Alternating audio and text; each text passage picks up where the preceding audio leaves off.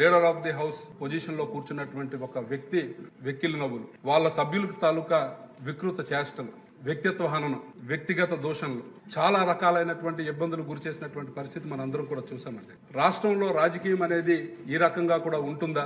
రాజకీయం ప్రజల సేవ కోసం కాదు, కక్ష తీర్చుకోవడానికి అని చెప్పి ఒక కొత్త విధానాన్ని జగన్మోహన్ రెడ్డి గారు ప్రవేశపెట్టారండి. మరి 5 సంవత్సరాలు ప్రజలు అనేక రకమైనటువంటి ఇబ్బందులకు గురయ్యారు. కనీసం వ్యక్తితో వ్యక్తి మాట్లాడాలంటే కూడా భయపడినటువంటి పరిస్థితులు మనందరం కూడా రాష్ట్రంలో మనం చూసాం.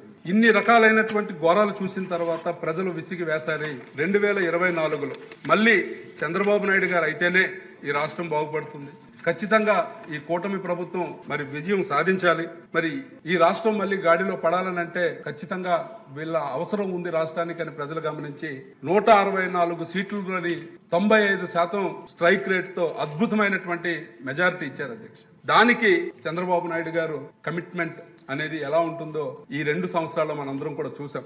రాష్ట్రం పరిస్థితి అన్ని రకాలుగా అస్తవ్యస్తమైనటువంటి పరిస్థితి, ఆర్థిక వ్యవస్థ ముఖ్యంగా చాలా దారుణమైనటువంటి పరిస్థితుల్లో ఉంటే అసలు మనకు ఉన్నదేంటి, మనం చేయగలిగింది ఏంటి, ఏం చేస్తే రాష్ట్రం మళ్ళీ బాగుపడుతుంది, అసలు ఈ వ్యవస్థను అంతటిని స్ట్రీమ్ లైన్ ఎలా చేయాలి అని చెప్పి ఆయన మళ్ళీ కొత్తగా విభజించబడినటువంటి రాష్ట్రంలో ఏ రకంగా అయితే ఆ రోజు 16,000 కోట్ల లోటు బడ్జెట్ ఉన్నటువంటి రాష్ట్రాన్ని గాడిలో పెట్టారో